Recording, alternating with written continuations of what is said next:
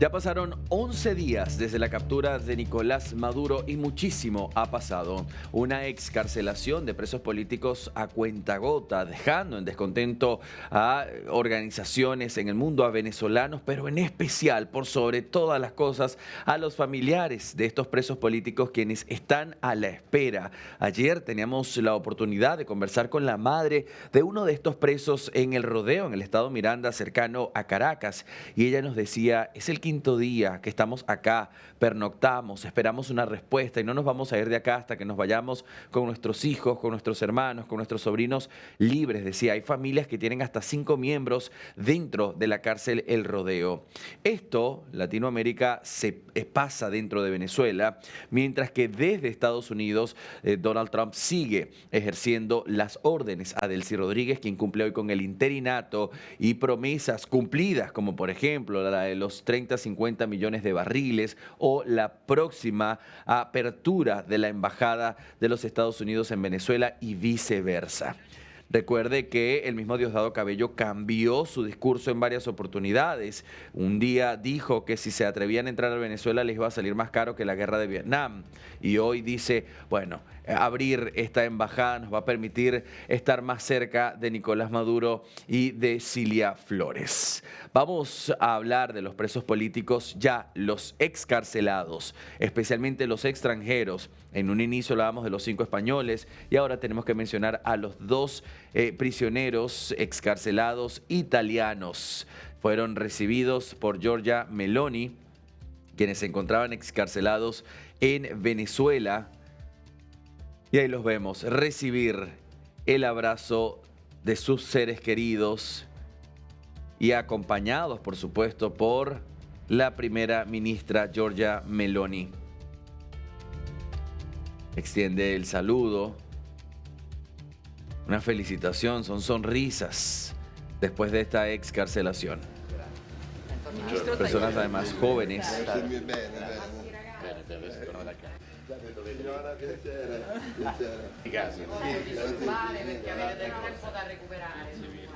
Grazie ancora.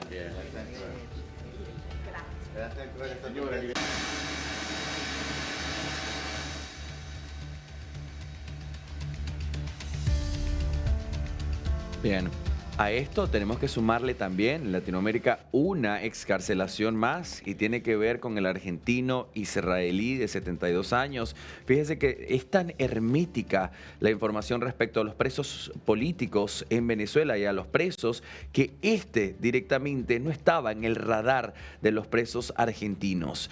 Este fue también excarcelado y se suma a esta lista. Si bien desde el Ministerio Popular de Venezuela, del sistema penitenciario, dijeron que han liberado a unos 186 presos políticos, la realidad es que diferentes organizaciones como el Foro Penal, por ejemplo, han dicho que 50, un poco más de 50 es el número y que esto no corresponde directamente con aquella promesa de Jorge Rodríguez cuando dijo un gran número de presos. Es decir, si matemáticamente uno saca la cuenta y dice si son más de 1000 presos políticos, uno imaginase, ¿no?, que un gran número representaría la mitad al menos, no 50.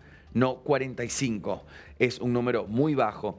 Ayer también conversábamos con la mamá de Nahuel Agustín Gallo, el gendarme argentino, y esta nos decía, yo sé que a mi hijo lo van a dejar entre los últimos porque él forma parte hoy como la cereza del postre entre 2 gobiernos que no se la llevan bien. El presidente Javier Milei, quien ha sido bastante estricto, tajante al respecto de la falta de democracia en Venezuela y que esto llevó sin duda alguna a lo que fue la ruptura de las relaciones diplomáticas entre ambos países. Esta es la fotografía del argentino israelí liberado, también confirmado por la ONG Foro Penal.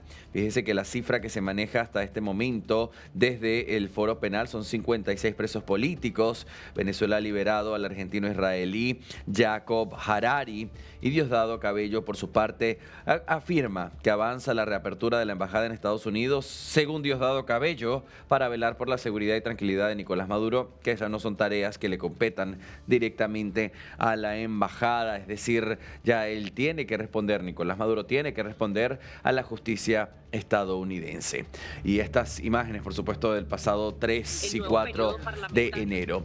Bien, avanzamos Latinoamérica. Venimos hablando de lo que son los presos políticos, pero también hay que mirar lo que hace hoy la oposición. María Corina Machado, ganadora del Premio Nobel de la Paz, quien visitó al Papa León XIV, pidió por los presos políticos, pero también pidió por una transición democrática. Si bien el Papa no tiene poder político, tiene poder ético y moral, y su posición legitima la causa de María Corina Machado a nivel internacional.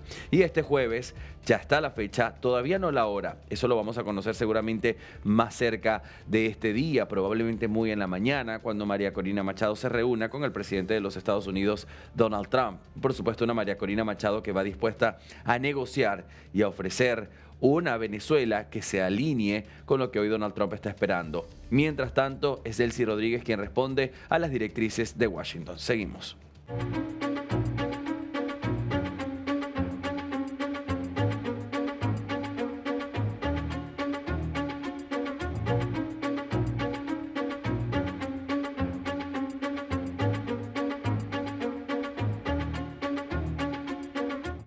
Continuando en Venezuela, debo comentarles que durante una reunión del Partido Socialista Unido de Venezuela, el partido cúpula del régimen venezolano, allí el hijo de Nicolás Maduro, Nicolásito, pues se refirió y mandó un mensaje que los abogados del padre le han mandado desde Brooklyn. Conservar la vida, vamos a conservar el poder, vamos a conservar la revolución y nos toca avanzar en nuestro camino para mantener la democracia viva venezolana, para mantener el camino de Chávez. Los abogados nos han dicho que está fuerte, que no estemos tristes. Dijo que no estén tristes, que nosotros estamos bien. Somos unos luchadores, dijo Nicolás. Yo soy un luchador. Un hombre que no pudieron vencer por ninguna vía, tuvieron que usar una fuerza desproporcionada. Pero no lo vencieron, no lo vencieron. Él está fuerte. Y nosotros tenemos que estar fuertes. Pues no estamos quebrados, estamos enteros, estamos sólidos. Lo que estamos es triste y uno se expresa, llora. Chávez nos lo dijo, que mantener la unidad. La fortaleza del chavismo está en la unidad. Y pase lo que pase, mantener la unidad entre nosotros. Confianza, confianza en Delcy, confianza en Jorge, confianza en Diosdado. Yo me dije a mí mismo, Nico, y con la voz de mi papá, ¿qué quieres tú que yo haga? Yo, únete a ellos, únanse. No dejen que nada los separe y únanse al pueblo. Y cuento con ustedes y ustedes cuentan conmigo. A vencer. Que viva Caracas y que viva la patria. Los quiero mucho y gracias. Gracias hermanos y amigos. Que viva Nicolás y que viva Silvia.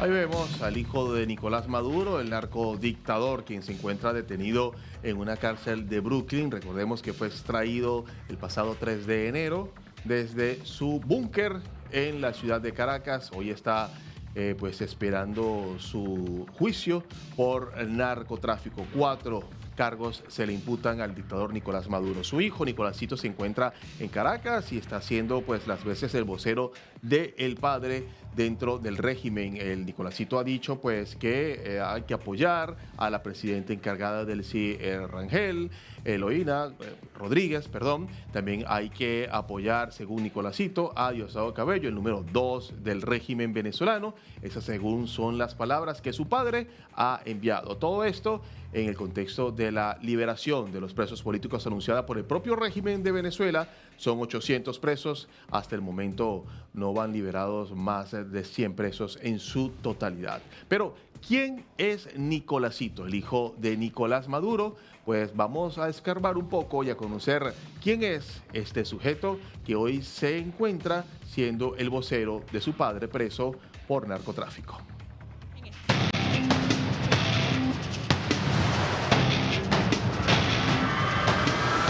Nicolás Ernesto Maduro Guerra, conocido popularmente como Nicolásito, es una de las figuras políticas más observadas y controvertidas de la Venezuela actual. Hijo mayor del dictador venezolano Nicolás Maduro Moros, su trayectoria política no se explica por méritos propios sino por su cercanía directa al poder, lo que lo llevó a ocupar cargos clave dentro de la estructura chavista y a quedar envuelto en investigaciones y sanciones internacionales que hoy lo colocan en el núcleo de la crisis que atraviesa el régimen. Desde muy joven, Nicolásito fue incorporado al aparato del Partido Socialista Unido de Venezuela, beneficiado por una red de privilegios que le permitió escalar rápidamente dentro del Estado. Su primer cargo de peso fue al frente de una oficina presidencial de inspecciones internas, una designación hecha directamente por su padre que desató fuertes críticas por nepotismo y uso patrimonial del poder. Más tarde fue diputado de la Asamblea Nacional controlada por el chavismo y miembro de la Asamblea Nacional Constituyente, un organismo creado por el régimen para anular al Parlamento legítimo y concentrar el poder en manos del Ejecutivo. Su presencia permanente en actos oficiales y su defensa incondicional del chavismo lo convirtieron en una de las caras más visibles de la élite gobernante. Tras la detención de Nicolás Maduro en Estados Unidos, Nicolásito pasó a ocupar un rol aún más relevante dentro del oficialismo. Fue una de las figuras centrales durante la proclamación de Delcy Rodríguez como presidenta encargada, luego de que el Tribunal Supremo de Justicia, alineado con el régimen, declarara la ausencia del dictador capturado. En actos públicos, Maduro Guerra llamó a cerrar filas dentro del Partido Socialista Unido de Venezuela y a resistir lo que el chavismo presenta como una agresión externa, mientras su presencia junto a los principales jerarcas del poder fue leída por analistas como un intento de sostener la continuidad del régimen, aún sin Maduro físicamente en el país. Al mismo tiempo, Nicolásito se convirtió en el principal vocero político de su padre detenido. En reuniones partidarias y apariciones públicas transmitió mensajes atribuidos a Maduro desde una cárcel en Nueva York, asegurando que se encuentra bien y fuerte y pidiendo a sus seguidores que no bajen los brazos. Pero vamos a conservar la vida, vamos a conservar el poder, vamos a conservar la revolución y nos toca avanzar en nuestro camino para mantener la democracia viva venezolana, para mantener el camino de Chávez. Los abogados nos han dicho que está fuerte, que no estemos tristes, dijo que no estén tristes, que nosotros estamos bien. Somos unos luchadores, dijo Nicolás, yo soy un luchador. Para el chavismo, esos mensajes buscan sostener la moral de su base. Para sus críticos, son parte de una estrategia propagandística para ocultar el derrumbe del poder que durante años se sostuvo mediante la represión y el control institucional. La figura de Nicolás Maduro Guerra ha sido cuestionada desde hace tiempo por la oposición venezolana y por gobiernos extranjeros, en especial Estados Unidos, que lo sancionó en 2019 por su papel dentro de una estructura de poder acusada de corrupción, autoritarismo y violaciones al orden democrático. Hoy, en una Venezuela profundamente fracturada y bajo una tensión geopolítica sin precedentes, Nicolásito parece como uno de los principales referentes del madurismo que aún permanece en pie dentro del país. Su rol combina la defensa del legado político de su padre, el respaldo a las autoridades que intentan sostener al régimen tras su caída y una narrativa de confrontación contra la comunidad internacional. Para el oficialismo representa continuidad. Para la oposición y buena parte del mundo, es el símbolo de una élite familiar que convirtió al Estado en un patrimonio propio mientras el país se hundía en la crisis.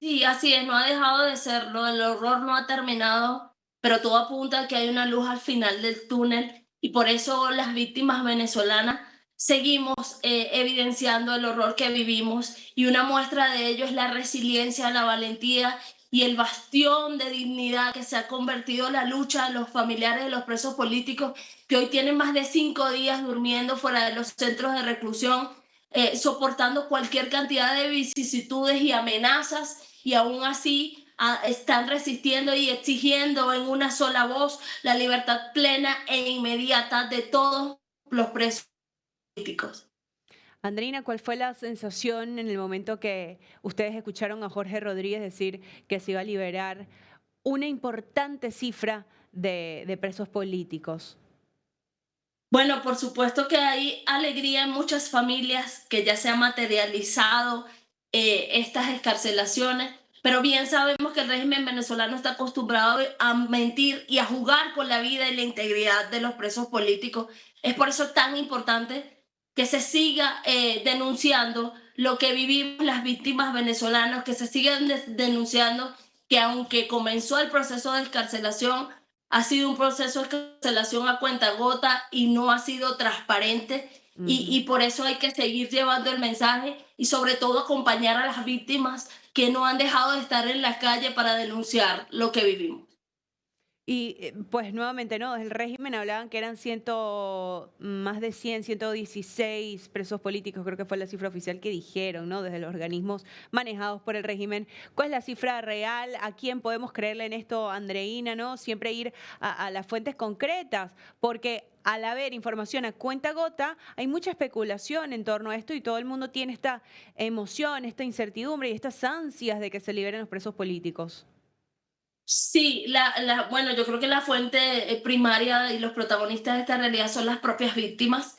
Debemos decir que en el comité no hemos logrado documentar esas 116 excarcelaciones que manifiesta el régimen venezolano, que hasta ahora la cifra que manejamos es de alrededor de 70 presos políticos excarcelados Ok. y que muchas veces han mentido con esas liberaciones y por eso hay que insistir en la publicación de listas para que podamos contrastarlas con las que manejan las organizaciones y víctimas venezolanas. Andreina, bien, y preguntarte por tu hermano también, no quiero que dejemos de hablar de él, la última vez que tuviste contacto, comunicación, ¿qué sabes de tu hermano? ¿Dónde está? ¿Qué es lo último que han podido conocer de su caso? Bueno, la situación de él no deja de ser alarmante, por el contrario, día a día empeora. Él, como he mencionado en este espacio y en otros, necesita 4 operaciones por secuelas de tortura. Hoy está en el Rodeo 1, que es el centro de tortura ejemplarizante en la actualidad, y las condiciones de horror a las que son sometidos ahí él y todos los presos políticos que están allí, incluso debo decir que ahí están los extranjeros, Mm. ha hecho que empeore su situación de salud, ha hecho que pierda muchísimo peso, que el daño orgánico y físico sea evidente, pero anímica, emocional y mentalmente, gloria a Dios, está con mucha entereza. El fin de semana tuvo visita, pero las visitas en el rodeo son en unas condiciones de inmensa crueldad, son a través de un vidrio y por un teléfono, rodeado de custodios, y evidentemente ni él ni las familias pueden decir nada, pero basta verlo para saber que nada está bien. Y es por ello que no hemos dejado de denunciar su realidad y la de todos. Para nuestra desgracia, mi hermano es uno de los presos políticos que engrosa la lista de 81 presos políticos que, si no reciben atención médica especializada y oportuna, pueden morir en prisión, como incluso pasó este fin de semana, lo que evidencia que lo que hemos venido denunciando no es mentira, que los presos políticos no reciben atención médica, pero que además las condiciones de reclusión van acabando progresivamente con su vida. Andreina, y al él necesitar estas operaciones, ¿ustedes esperaban que fuera uno de los primeros liberados? En un orden de prioridades para el comité y para las víctimas, sin duda están los que tienen un estado crítico de salud, están las mujeres, están los adolescentes, incluso los desaparecidos. Pero para nosotros todos tienen que ser liberados.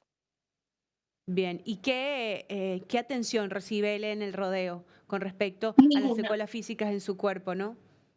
Ninguna atención médica especializada y oportuna, porque para poder él restablecer su salud necesita ser operado de la rodilla, del hombro, de distintos tipos de hernia, de los testículos. Además, él quedó con una afección pulmonar crónica por las asfixias a los que eran sometidos, y eso en las condiciones de insalubridad del Rodeo 1 han empeorado. No hay semana en la que no tenga un dolor, no hay semana en la que una patología no se potencie o que incluso tenga una patología nueva. Y ustedes como familiares, desde que se conoció que iban a empezar las liberaciones, ¿qué pasos siguen dando, Andreina? ¿Ahora están más firmes? ¿Ahora sienten que están más cerca del final? ¿Cuál es el accionar? Sí, sin duda, hay una luz al final del túnel, pero no podemos estar de brazos caídos porque sabemos que el régimen venezolano reprime, persigue, hostiga y tortura, y la vida de los nuestros depende de ellos. Es por eso que ahí está esta valentía de los familiares fuera de las cárceles, para que no se olviden lo que ahí ocurre, porque además nuestros presos políticos constantemente son amenazados, y está en nosotros no permitir que la situación sea peor de lo que ya es, y por eso la denuncia oportuna, la denuncia comunicacional protege vida y contiene que la situación no sea peor de lo que ya es. Andreina, ¿y qué opinión te merece estas vigilias que se han hecho fuera del Rodeo 1, por ejemplo, ¿no? Entre tantas, con los familiares, Sí. durmiendo toda la madrugada desde ese lugar, desde el jueves que se dio la noticia, ¿no? ¿Cómo ves eso que está, ese movimiento que está ocurriendo fuera de las cárceles? Es la mayor manifestación de amor y de valentía de las víctimas venezolanas.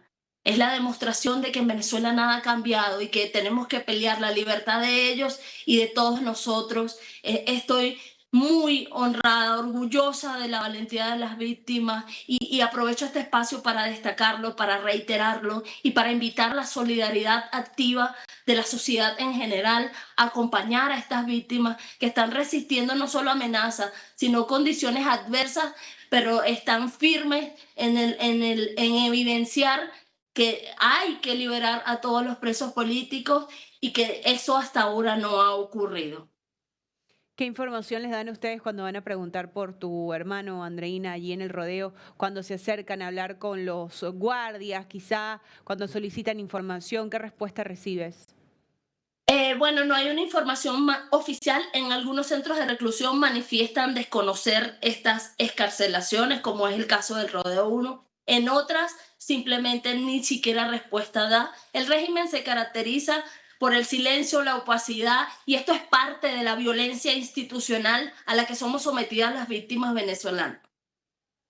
Bien, Andreina, es realmente muy duro todo lo que están viviendo los familiares. A mí me llama la atención que tú dices, llamas a los familiares también como las víctimas, porque ustedes sin duda son las grandes víctimas de este caso. Todos los familiares de los presos políticos que sufren en conjunto lo que está pasando en las cárceles con esta represión, con esta falta de información, con esta incertidumbre, con esta zozobra que sin duda se vive adentro y fuera de las cárceles. Esta es la realidad. Así se ha unido la comunidad venezolana, así se ha unido esta gran familia, porque pues dentro de esta comunidad, ¿no? Parece irrisorio, pero es así, es lo que está pasando. Todos los familiares se unen, alzan las voces, elevan oraciones, encienden sus velas, pasan la noche juntos en las peores condiciones, en cárceles que están ubicadas en zonas muy peligrosas de Venezuela,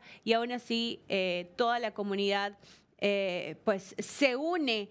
Pasan estas noches tan largas, elevan oraciones. Andreina, ¿has podido estar allí? ¿Has podido acompañar a la comunidad? ¿Qué te dicen? ¿Cómo es esa familia que se ha armado entre ustedes? Bueno, yo estoy ahora transitando una situación de salud que me impide la movilidad, aparte de la persecución a la que soy objeto, porque bueno, tengo un cuadro de salud ahora delicado. Sin embargo, estoy apoyando desde donde puedo y como puedo, Claro, que sé la importancia de denunciar lo que vivimos. claro. El sentir es un sentir de familiaridad, de unión, de resiliencia, de fortaleza, de fe, de que falta menos. Y por eso invito a que los acompañen, porque solo quienes vivimos este horror lo conocemos en su verdadera dimensión. Los víctimas, porque somos víctimas, los familiares de los presos políticos somos las víctimas secundarias de la persecución, del horror y de lo que viven nuestros seres queridos. Porque, bueno, Andreina, primero con respecto a tu estado de salud, ¿no? Entendemos que también sumas desde esta perspectiva, ¿no? Alzando la voz, hablando, eres una gran vocera, todo lo que viven los familiares de los presos políticos, así que sí, sin duda cada quien aporta desde su trinchera, Sí. pues, y por otro lado esto, ¿no? La unión, la resiliencia, la solidaridad y el momento que ustedes tienen que vivir afuera en el día a día, porque eso has hablado de que también tú y tu familia son perseguidos, son hostigados por parte del crimen y constantemente están siendo amenazados. Así es, desde julio a la presente fecha, yo tengo un apostamiento policial fuera de mi casa que restringe mi movilidad, y de septiembre a octubre mi hermana Margaret ha sido víctima de 2 atentados que gloria a Dios no ha pasado a mayores, pero que han puesto en riesgo su vida, lo que dimensiona lo que vivimos. Aquí quiero aprovechar este espacio para también invitar a que le hagan seguimiento a la rueda de prensa que se está ejecutando en este momento en la Universidad Central de Venezuela, con un grupo importante de víctimas, de activistas, para visibilizar el horror de los presos políticos y las familias venezolanas. Y mismo que desde las universidades denunciaban para volver a las aulas por la represión que hay en las calles ahora mismo en toda Venezuela, Andreina. Es así, el horror no ha parado para los venezolanos, incluso creo que estamos en un pico muy alto y peligroso de represión, porque es la única manera que tiene el régimen de hacerse sentir poderoso cuando no lo está, y además de buscar de silenciar y amordazar a la sociedad en general. Bien, Andreina, no queremos quitarte más tiempo, pero preguntarte qué esperas para las próximas horas, ¿no? En torno a tu hermano, en torno a la situación especial con los presos políticos, que es el gran mensaje que se da, ¿no? Que los liberen a todos. Así es, la exigencia sigue siendo la misma hoy con más énfasis, es la libertad plena e inmediata de todos los presos políticos y que no se olvide este clamor y este sentir de las víctimas venezolanas y sobre todo espero que haya justicia y no repetición de tanta crueldad. Andreina, yo te agradezco por tu mensaje de corazón y nuevamente te mandamos este abrazo. Esperamos que puedas recuperarte también de tu condición médica. Muchísimas gracias por tu tiempo y que tu hermano vuelva acá más pronto que tarde. Amén, que vuelvan todos. Gracias. Que vuelvan todos. Un abrazo.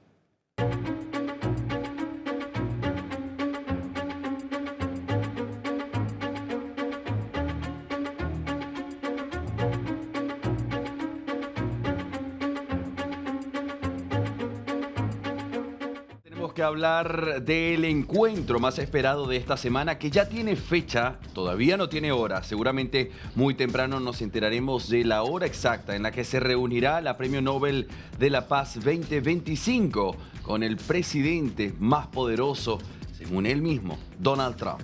La recibirá en la Casa Blanca y conversarán sobre la situación de Venezuela. Una María Corina Machado que aprovechó la visibilización que le dio, la visibilidad que le da, por supuesto, ganarse el Nobel de la Paz y poder reencontrarse con el sumo pontífice León XIV días anteriores. Y ahora este jueves viajará y se reunirá con el presidente Trump para hablar seguramente de esa tercera fase en la que en un inicio Donald Trump dijo: ella en este momento no tiene el control, y es verdad. María Corina Machado en este momento tiene un apoyo numeroso, increíble, no antes visto seguramente en la historia de Venezuela por algún candidato, como lo es el apoyo popular, pero no así en las organizaciones que hoy están lideradas por gente pro-gubernamental y pro-gubernamental, quiero decir pro-Maduro, es decir, el mismo grupo de siempre. Entonces, para esto, para evitar lo que es un caos, imagine usted, en una transición inmediata donde Edmundo González Urrutia o María Corina Machado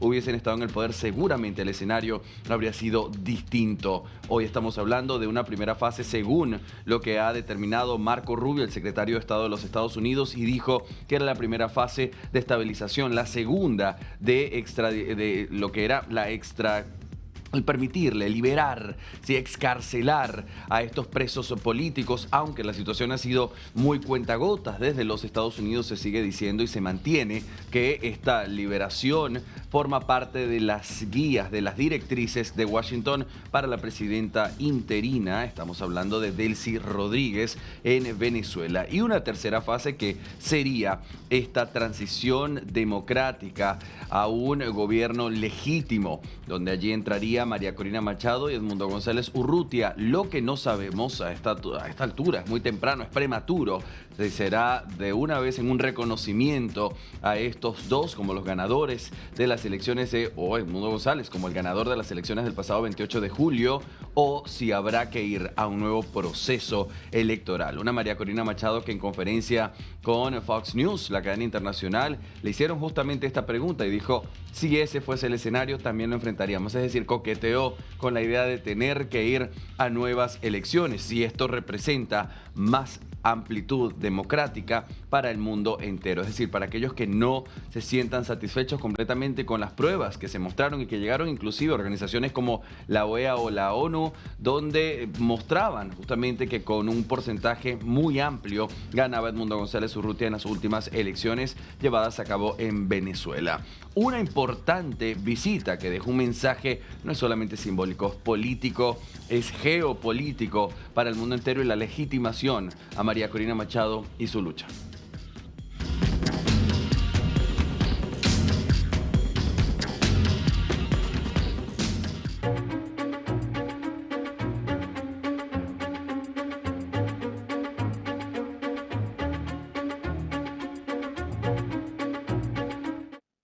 Bueno, hoy es un día iba a decir hoy especialmente es un difícil, pero realmente cada día de esos últimos ya más de 2 semanas han sido muy complicados, pero hoy especialmente porque llegan imágenes ya sabemos con qué dificultad, teniendo en cuenta el apagón de internet que hay, pero además hoy recibo la llamada a través de una amiga con la noticia de que hay una familia tan solo una familia ha perdido 20 miembros de su familia. Y para poder recuperar los cuerpos sin vida de estas 20 personas tienen que pagar. Eso es algo que ya sabíamos de hace unos días, pero a mí me toca especialmente porque conozco a esa persona y me dice, imagínate con la crisis económica, con todo el miedo, el dolor, el sufrimiento que hay encima, que les matan, nos obligan a pagar para poder recuperar a estos seres queridos. Así que imagínense, hoy es un día muy duro porque ya le digo que están pasando muchas cosas, pero estamos a este lado sin saber lo que está pasando realmente. Claro. Ahora, Rima, tenemos geopolíticamente analizando esta situación un rol estratégico de los Estados Unidos, un Donald Trump que recientemente dijo 25% de aranceles de manera inmediata para quienes quieran negociar con Irán y después dice manténganse protestando porque la ayuda de los Estados Unidos irá. Y ayer, Rima, tuve la oportunidad de conversar con otra activista iraní y ella me decía, queremos la democracia, pero no a los Estados Unidos. ¿Cuál es tu posición? Realmente los que estamos fuera de Irán, yo siento que tenemos la misión de ser la voz de la gente que está dentro, de comunicarle al mundo lo que está pasando, de poder mantener la gravedad de la situación en Irán presente. Usted ya está comentando lo difícil que está haciéndolo porque hay evidentemente voces, promesas, declaraciones. El presidente Trump escribe estos mensajes, la presidenta de la Unión Europea dice una cosa, el ministro tal llama al embajador. Y realmente yo me quedo con la pregunta, ¿tan difícil es para que unos países puedan aliarse para salvar a un pueblo que está recibiendo tal nivel de violencia por parte del Estado? Yo creo que no debe ser tan difícil. Y creo que además parte de la seguridad mundial tiene que ver con que las personas sepan que en el momento de que haya una violencia por parte del Estado, de su propio país, hacia ellos, habrá otros actores a nivel internacional que van a salir ahí para frenarlo inmediatamente, no diciéndoles esperen, sigan luchando, Claro. sigan haciendo que les va a llegar. Eso es como que una persona se esté quemando. Ahora imagínese usted, yo estoy aquí y está en la casa en fuego y que alguien de lejos me diga, bueno, espérate, que ya te vendremos a ayudar. Miren la imagen. Claro. Yo no sé qué van a esperar los iraníes. Rima, es muy preocupante porque también está la información que hemos compartido acá y es de este joven de tan solo 26 años quien fue capturado, enfrentado a un juicio express y ahora a una muerte programada por ahorcamiento. Yo describo esto, Rima, y pareciera que yo estuviese escribiendo la sinopsis de una muy buena película de terror, pero que hoy lamentablemente es la realidad de Irán. ¿Le parece, Rima? Mi equipo ha preparado un una lista de lo que han sido otras ejecuciones en el pasado y conversemos sobre lo que sería esta programada para mañana. Vemos en pantalla, tenemos que hablar de Mohsen Shekari, fue el primer manifestante ejecutado oficialmente por protestar, por pensar distinto, por decir no estoy de acuerdo, ahorcado en diciembre de 2022 por cargos de guerra contra Dios. Eso, Rima, es algo que al resto del mundo le cuesta entender.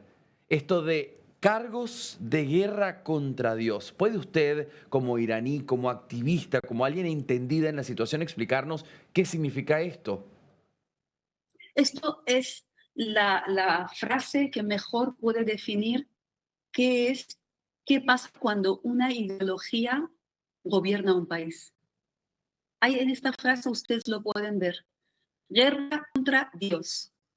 Una persona interpreta que aquello que hace el otro, en este caso que haya protestado, que haya dicho eso no está bien, que haya dicho yo tengo una crítica que hacer, tengo una denuncia que hacer, está diciendo contra Dios, o sea, contra aquel que se cree que es el representante de Dios en la tierra.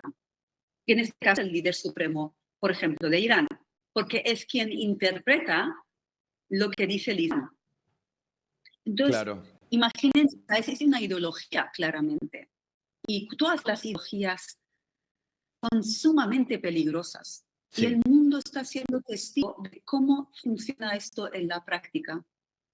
Bien, hablando de práctica, Rimas, tenemos dos más, así que quiero compartir justamente esta lista. La siguiente la tenemos en pantalla en este momento y es Majidreza Ranavar.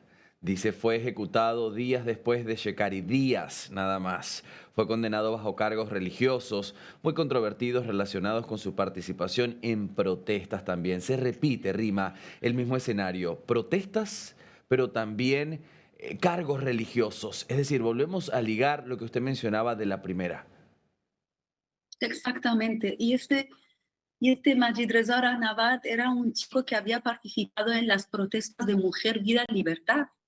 Unas protestas que decían que el hombre y la mujer son iguales, que esta sociedad no va a poder prosperar, no va a poder avanzar si la mitad de la sociedad, que son las mujeres, son tratadas como objeto, que no tienen ningún derecho. Para viajar tienen que pedir consentimiento a un varón en la familia, para elegir sus estudios, para divorciarse no tienen derecho, obviamente. Para salir a la calle tienen que vestirse cubiertas. No pueden elegir. Aquellas que quieran ir cubiertas deberían poder elegir. Las que no quieren ir cubiertas deberían poder elegir. Si que hablamos de seres humanos, si que hablamos de personas que son tan seres humanos como los hombres. Y Majid Reza Rahnavard fue a la calle para decir que hombres y mujeres en este país todos somos dignos y todos somos iguales. Increíble. Fue detenido y se le ha puesto otra vez un delito que es la interpretación que hace alguien de lo que sabe que cuando lo utiliza va a tener el control en su mano y le va a quitar obviamente el poder a los ciudadanos. Entiendo. Tenemos una lista más que quiero compartir, está en pantalla a esta hora. Es Seyed Mohammad Hosseini y Mohammad Mehdi Karami, ejecutados en el año 2023 con cargos vinculados a grandes protestas. Aquí hay dos más de esta lista, Rima. Quiero que usted me diga desde su lado como activista, como iraní, ¿pudo vivir de cerca estas muertes? Para ese momento usted estaba en Irán, ya estaba desde fuera y las vio desde fuera. ¿Fueron públicas? ¿Fueron privadas? ¿Qué datos tienes para proveernos de esta lista que le acabo de mostrar?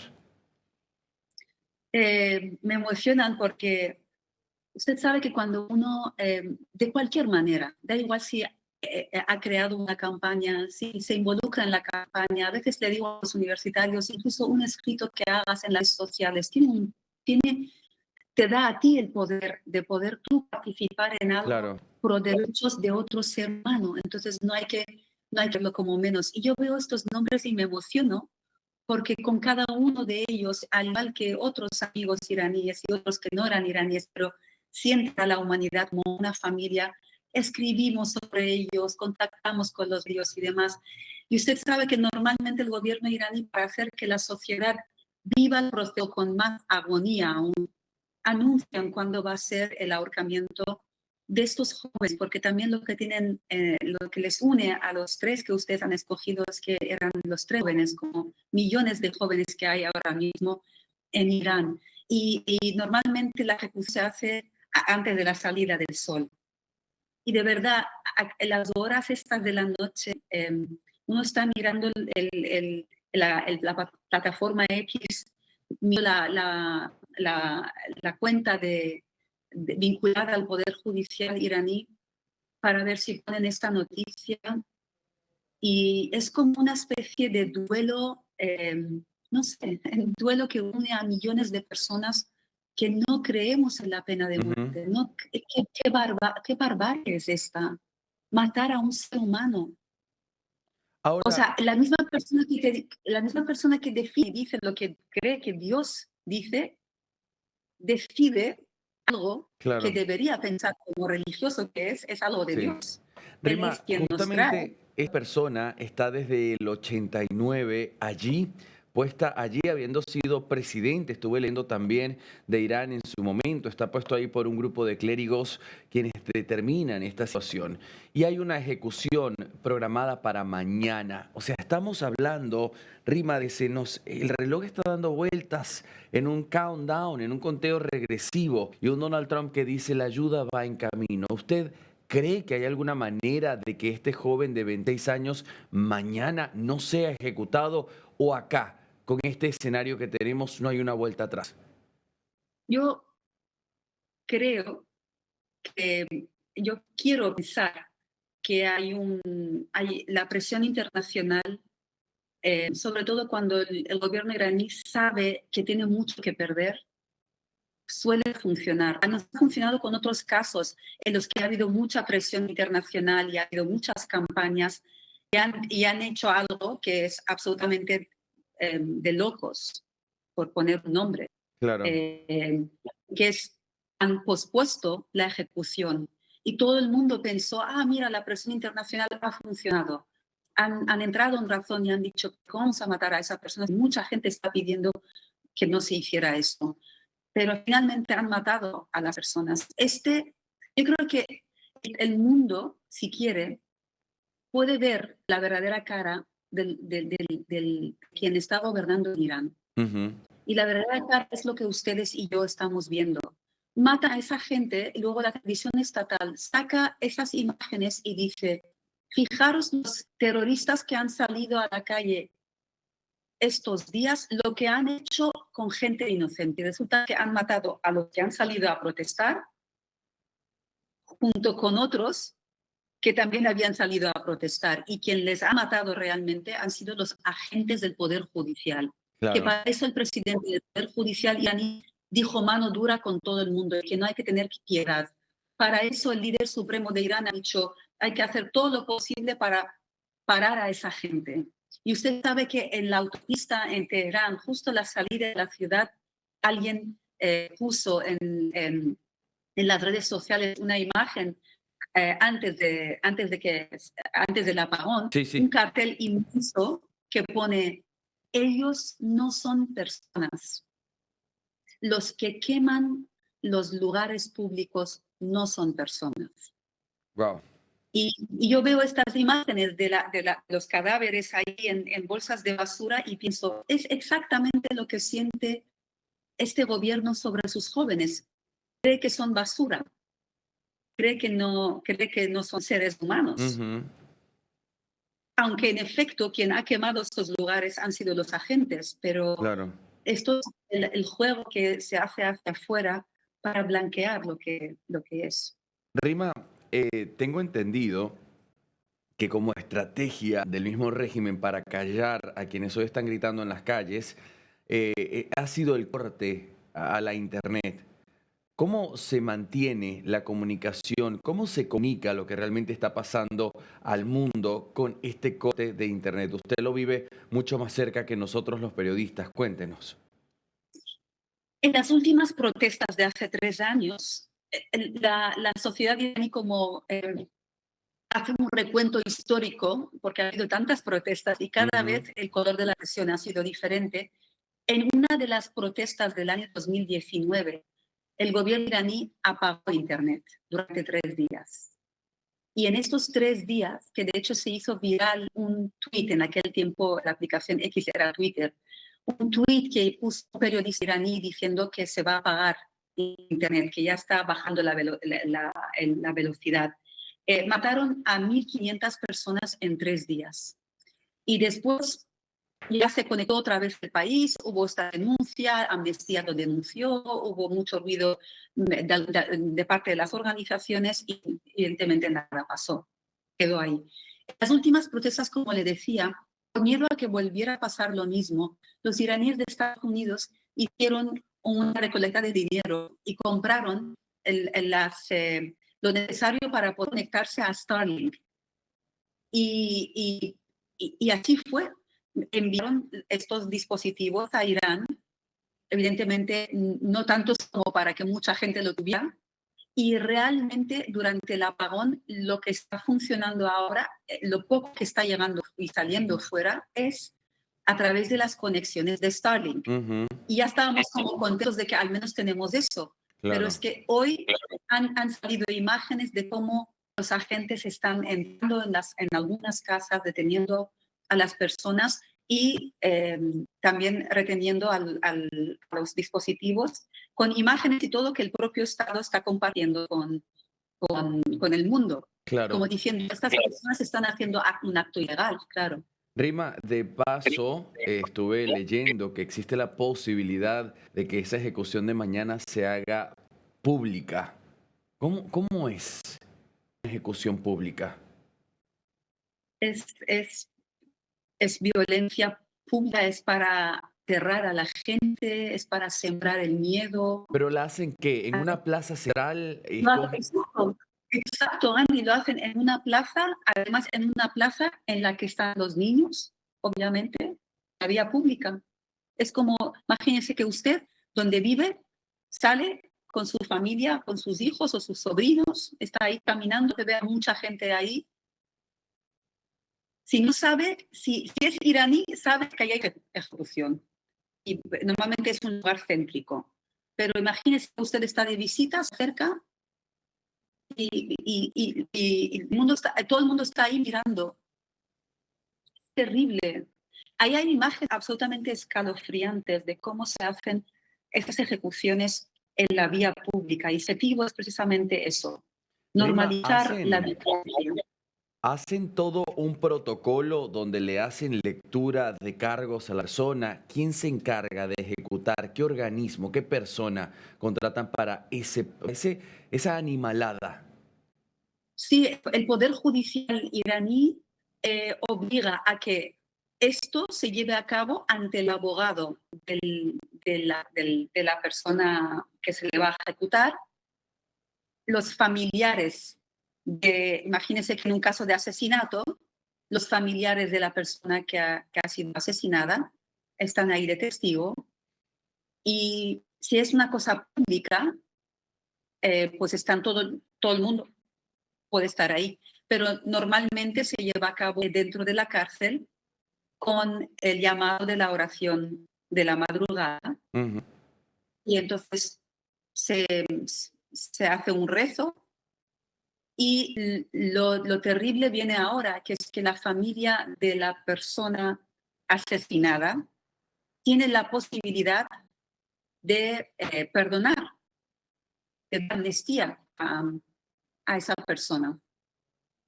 En realidad, cuando es ahorcamiento, es el taburete que se pone debajo. Disculpe, yo no sé si puedo dar tanta descripción, yo no sé si el programa de ustedes lo ven menores o no, pero en realidad la familia de la persona que ha sido asesinada tiene la posibilidad de salvarle la vida a la persona que cometió el asesinato. En el caso nuestro, que estamos hablando de personas que el Poder Judicial, por delitos como los que acabamos de leer, Sí. o sea, cosas que esos determinan que es guerra contra Dios o guerra contra, yo qué sé, países enemigos, como ahora están intentando decir, porque con la primera declaración de Trump, acto seguido el presidente de Irán dijo, ahora sabemos quién está detrás de estas protestas. Ahora veremos lo que vamos a hacer con los detenidos. Lo dijo claramente y el presidente del Poder Judicial también, porque eso también da carta blanca a que el Poder Judicial diga detenido tal persona, entonces ha participado, ha tenido relación con países que son enemigos del Islam, porque así lo interpretan ellos, obviamente. Y entonces, bueno, entonces ahí ya no está la familia de nadie, ahí está Claro. solamente la familia de la persona y ya. Claro, no, es directamente una acusación al presidente Donald Trump. Es decir, detrás de todo esto están estos seguidores de Trump, por decirlo de alguna manera. Un Trump que ha dicho, Make Iran Great Again. ¿Cómo se sale de este régimen? Rima, ¿cómo ve usted los próximos días para Irán? Yo creo que a corto plazo, Andy, no va a ser tan sencillo. O sea, yo de verdad me encantaría poder decir lo contrario, pero conociendo lo que hay, los intereses que hay, los países que están ahí, los que hablan claro, pero luego negocian, que puede ser que negocien, pues realmente es tan sumamente complejo y no hay que olvidar que no es cualquier país, es un país sumamente rico en recursos naturales, está en un Ujú. sitio geopolíticamente muy, muy, muy interesante y con muchísimo poder y estructura interna bastante fuerte.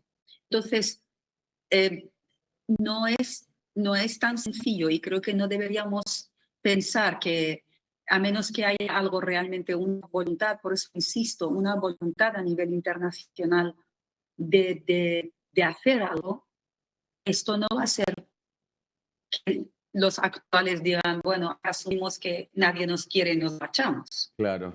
Porque no hay que olvidar que hay una estructura en la que un grupo de personas, un porcentaje, se lucra de eso, se Rima. lucra del tipo de régimen que hay.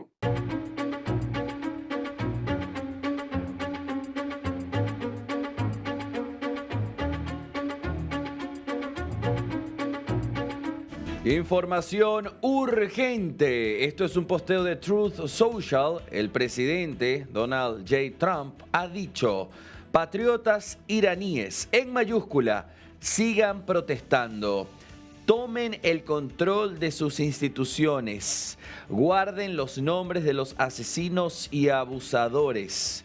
Pagarán alto precio, un alto precio. Dice, he cancelado mis reuniones con todos los oficiales iraníes hasta que este asesinato, esta matanza sin sentido a los protestantes se detenga, se pare. La ayuda está en el camino y dice, miga, Make Iran Great Again. Lo mismo, pero esta vez con Irán, no con Estados Unidos. Presidente Donald J. Trump. ¿Qué ha pasado en los últimos días? Para entender la situación de Irán y Estados Unidos hay que remontarse al pasado, a la historia, obviamente. Pero lo que yo quiero que hoy usted entienda es que esto es un conflicto identitario. Tiene que ver con la identidad. Irán, por su parte, es un régimen que ha cobrado legitimidad, es decir, se legitima bajo la idea de ser la oposición, lo que contrarreste al imperialismo occidental de los Estados Unidos. Mientras que Estados Unidos ve a Irán como un régimen que hay que contener, desmantelar y, por supuesto, evitar a toda costa que éste esparza su influencia por Medio Oriente, tomando en cuenta sus vastas yacimientos, sus vastas riquezas energéticas, petrolíferas, pero además las intentonas, ¿no?, del mismo Irán de hacerse del puerto Hormuz, este puerto donde pasa el 20% del petróleo a nivel global. La situación ha escalado en los últimos días. Desde el 28 de diciembre aproximadamente comenzaron estas protestas en Irán. Unas protestas, Latinoamérica, para que usted me entienda, que nacen desde la queja económica. Es decir, los ciudadanos, los comerciantes, se estaban quejando de la hiperinflación y se estaban quejando de la devaluación ridícula en la que el rial había caído.